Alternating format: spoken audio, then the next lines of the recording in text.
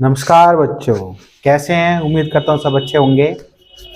तो आज हम अपने हमें पता है कि हमारा बोर्ड का एग्ज़ाम आने वाला है ना।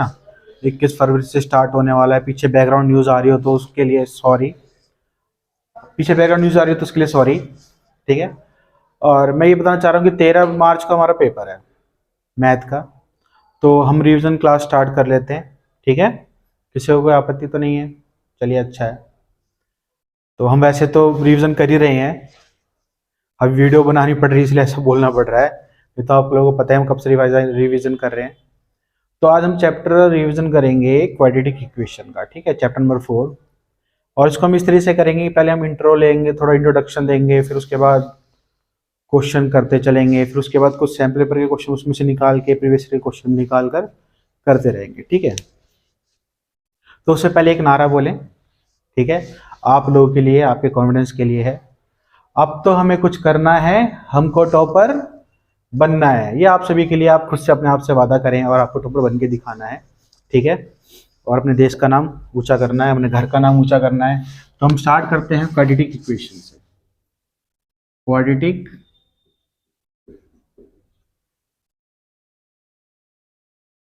इक्वेशन। ठीक है। और बच्चों ज़्यादा से ज़्यादा खैर अभी वो बाद में बोलेंगे, पहले देखते हैं क्वाड्रेटिक इक्वेशन। ठीक है, क्वाड्रेटिक इक्वेशन जो है इसकी हाईएस्ट पावर जो होती है, हाईएस्ट पावर वो कितनी होती है हमारी? 2 होती है। ठीक है, इक्वेशन को हम इस तरह से लिखते हैं ax² plus bx plus c equals to 0। ठीक है, इसमें हाईएस्ट पावर कितनी दिख रही है? 2, इसलिए हाईएस्ट पावर 2 लिखा दिया हमने। और एक ही वेरिएबल है, x के टर्म्स में लिखा हुआ है। और यहाँ पे ए बी सी जो है ये क्या होंगे? हमारे यहाँ पे ए बी सी ये सभी क्या होंगे? रियल नंबर होंगे।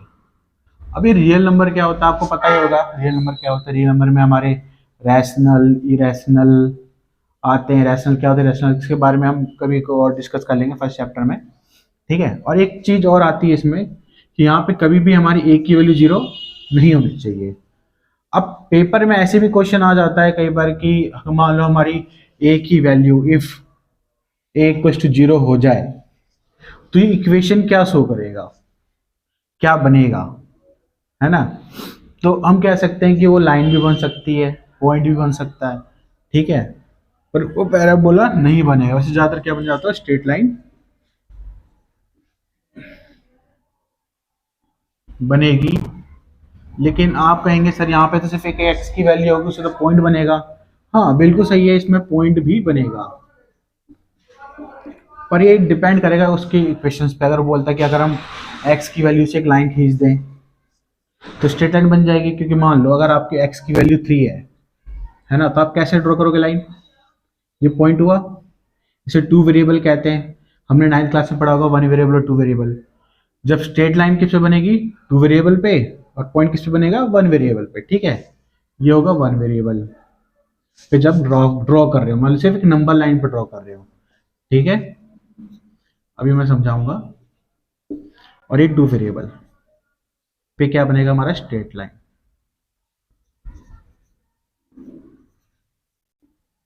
जैसे कि एक्स वैल्यू 3 यहाँ पर आई तो यहाँ से क्या करेंगे? वैसे लाइन ड्रॉ करेंगे।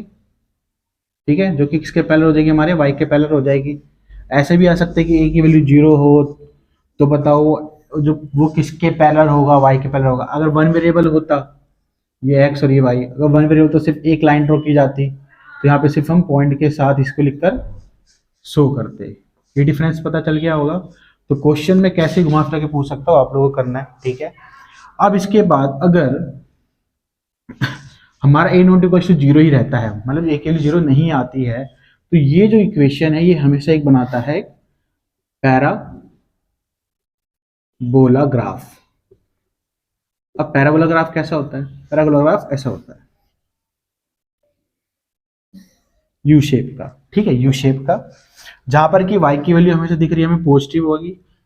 ठीक है, और ये दोनों हमारे x की वैल्यू जो होती है नेगेटिव पॉजिटिव हो सकती है। ठीक है, क्लियर है। अब इस पैराबोला ग्राफ के ऊपर भी कुछ और चीजें आती हैं जो हमें समझनी होती हैं, वो अब मैं समझाता हूं आपको।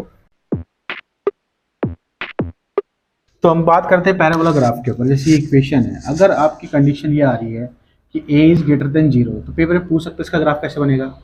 तब इसका ग्राफ क्या होता है, अपवर्ड बनता है, ठीक है, यहाँ ओरिजिन से स्टार्ट होगा, और जब ये छोटा हो 0 से तब इसका graph below the x line बनेगा, एक्स एक्सिस बनेगा, ठीक है, ये ध्यान रखना। अब इसी के बेसिस पे हम कुछ और भी चीजें, रियल नेचर ऑफ फ्रूट्स जब सीखेंगे तब हम और बताएंगे उसमें कैसे कैसे चीजें होती हैं, ठीक है। अभी तो आप इतना ही बता रही है, इतनी चीजें समझो, ठीक है। नेचर फ्रूट्स में ये होता है कि एक्स की वैल्यू कितनी आएंगी, उसके हिसाब से हमारे ये जो ग्राफ है एक्स पे कितनी जगह काटेगा, एक जगह काटेगा तो क्या होगा, 2 जगह काटेगा तो उसको हम क्या बोलेंगे, सब समझना है अभी, ठीक है। अभी तो बस वही बता रहा हूँ कि पेपर में ऐसे कंडीशन आ सकते हैं कि ए इज ग्रेटर देन तो ग्राफ कैसा बनेगा, स्मॉलर देन तो कैसे ग्राफ बनेगा, इस चीज़ का आपको ध्यान रखना है, ठीक है। तो थोड़ा हम आगे बढ़ते हैं। और जैसा कि हमारे सामने equation a x square plus b x plus c, यहाँ पे लिखा है मैंने कि हाईएस्ट पावर कितनी है इसकी 2, इसका मतलब हुआ कि इसकी 2 वैल्यूज आएंगी, ठीक है, एक्स कितनी वैल्यू आएंगी 2, 2 वैल्यूज आएंगी, ठीक है। अब इसको वैल्यूज जो आएंगी एक्स को, हम उसको अलग अलग नाम दिया जाता है। हम सेकंड चैप्टर में उसको नाम देते हैं जीरोज, फिर हम इसको नाम दे सकते हैं रूट्स, और नाम दे सकते हैं फैक्टर, ठीक है, और एक और है सॉल्यूशन। इस चारों की मीनिंग सेम है। मीनिंग क्या है चारों की, मतलब ये है कि जीरोस का मतलब ये है कि एक्स की एक ऐसी वैल्यू जो इसमें पुट की जाए तो आंसर क्या हो जाए, इसका 0 हो जाए। रूट्स भी क्या होता है, वही होता है, हमें एक्स की वैल्यू निकालनी पड़ती है, वही वैल्यू इसमें पुट करोगे। जीरो में यही करते, सेकंड चैप्टर में यही सीखा होगा आप लोगों ने, निकालोगे तो फिर वो भी 0 आंसर देगा। फैक्टर में तो होता है मल्टीपल के फॉर्म में लिखा जाता है, लेकिन जब इक्वेशन टू 0 उसको करते हैं उसमें भी एक्स की वैल्यू आ जाती है, हमें मिल जाती है, हमें फिर वैल्यू पुट करो फिर वो 0 के बराबर। सॉल्यूशन एक्स की वैल्यू हो गई, वो वैल्यू पुट करो वो भी 0। तो चारों की मीनिंग क्या है, सेम है, ठीक है। इसके कितने जीरोस आएंगे, 2 रूट्स, 2 फैक्टर और 2 सॉल्यूशन, ठीक है। अब इसको सॉल्व करने का तरीका क्या है इस इक्वेशन को, तो इसको सॉल्व करने के हमारे पास वैसे 3 रूल हैं। एक है हमारा प्राइम फैक्टराइजेशन, ठीक है, दूसरा है हमारा क्वाड्रेटिक फॉर्मूला, तीसरा है हमारा कंप्लीटिंग द स्क्वायर मेथड, ठीक है। प्राइम फैक्टराइजेशन में हम क्या करते हैं, मिडिल टर्म स्प्लिट करते हैं, मिडिल टर्म स्प्लिट, और इसके ऊपर क्वेश्चन करने हैं। क्वाड्रेटिक फॉर्मूला में इससे हमने एक फॉर्मूला बना रखा है जिसने श्री धर्माचार्य जी ने बनाया था, ठीक है, हमारे इंडिया के। तो उन्होंने एक फॉर्मूला बनाया था, फॉर्मूला हमारा कुछ इस प्रकार है, x equal minus b plus minus root b square minus 4ac upon में 2 है। इससे हम x की वैल्यू निकाल सकते हैं। और ये वाला जो है हमारे सिलेबस से कट गया है, इसे हम परफेक्ट स्क्वायर बनाते थे, नाम से पता चल रहा होगा आपको, सॉरी। और आप लोगों से बच्चे एक रिक्वेस्ट है कि आप वीडियो को पोस्ट कर करके समझें, ठीक है। अभी हम क्वेश्चन स्टार्ट करने जाएंगे कि मिनट टर्म कैसे करते हैं, ये सब क्या कैसे कैसे की जाती है। और एक और चीज़ है आप मेरे साथ बार बार एक नारा लगाते रहें, मतलब मन में ही कि हमें टॉप करना है, कैसे भी करना है, क्योंकि हमें अपने घर वालों का नाम रोशन करना है। घर वालों का नाम रोशन इसलिए भी करना है क्योंकि आप लोग कुछ करेंगे तभी आप लोग फ्यूचर में कमाएंगे या रिसर्च करेंगे, इन लोगों को अपना योगदान देंगे, अपने घर वालों को देंगे, अपनी फैमिली को देंगे। तो आप लोग सभी जी लगा के, मन लगा के पढ़ाई करें, ठीक है। और हाँ, वीडियो को ज़्यादा ज़्यादा शेयर करें, लाइक करें, सब्सक्राइब करें, क्योंकि आप लोगों के सपोर्ट से मैं ज़्यादा ज़्यादा वीडियो से बना पाऊँगा। अभी मैं छोटी छोटी भी बना सकता हूँ, क्योंकि मैं बड़ी वीडियो डालता हूँ तो कोई देखता ही नहीं है, क्योंकि जैसे ही ट्रेंडिंग में बहुत सारी वीडियो चल चुके हैं, मेरी कहाँ से चलेगी। तो आप लोगों को मुझे सपोर्ट चाहिए, ठीक है। तो यहाँ तक हो गया, ठीक है। अब हम करते हैं कुछ क्वेश्चन, मिड टर्म स्प्लिट को समझते हैं ये क्या होता है। तो मिड टर्म स्प्लिट में क्या किया जाता है, प्राइम फैक्टराइजेशन में जो हमारी बुक में है कि कोई भी एक ऐसी इक्वेशन दे रखी है ना, ये क्या क्वाड्रेटिक है, तो इसको 2 हिस्सों में बांटा जाता है, और दोनों ही क्या होते हैं, लीनियर होते हैं। क्या होते हैं, लीनियर, ठीक है। अब कैसे सॉल्व करते हैं ये समझना है हमें, चलो समझते हैं। तो आपके समझ में आ रहा है, नहीं आ रहा, आ रहा है, नहीं आ रहा है, बोल जल्दी बोलो, आ रहा है नहीं आ रहा है, आ रहा है? चलो कोई बात नहीं, ऑडियंस तो है ही नहीं तो बोलेगा कौन।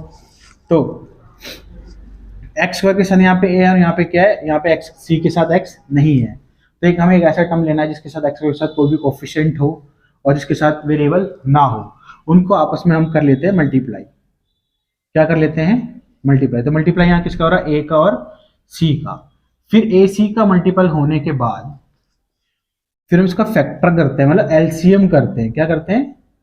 एलसीएम करते हैं। तो क्या आएगा? ए से ए कट गया तो सी, फिर C1, तो क्या ए मल्टीप्लाई सी को क्या हो गया? ए सी हो गया। ठीक है, तो अब क्या कर रहे हैं?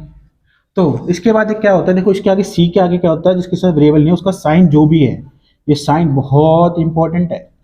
ये साइन जो होगा उसी के बेस में आगे वाले बी को प्लस करके या माइनस करके चलाना होता है। अगर यहाँ पे प्लस है तो हम प्लस करके ही, इन टर्म्स को प्लस करके ही हम बी बनाएंगे। अगर यहाँ क्या होता है माइनस, तो इन टर्म को हमें माइनस करके ही बी बनाना होता है। ठीक है, अब ये तो मैंने थ्योरेटिकल थोड़ा बताया, क्वेश्चन करते हैं तब और ज्यादा मजा आएगा। देखो ये चीज यही रहेगी, क्वेश्चन यहाँ देखो, x square minus 5x plus 6 equals to 0, ये है।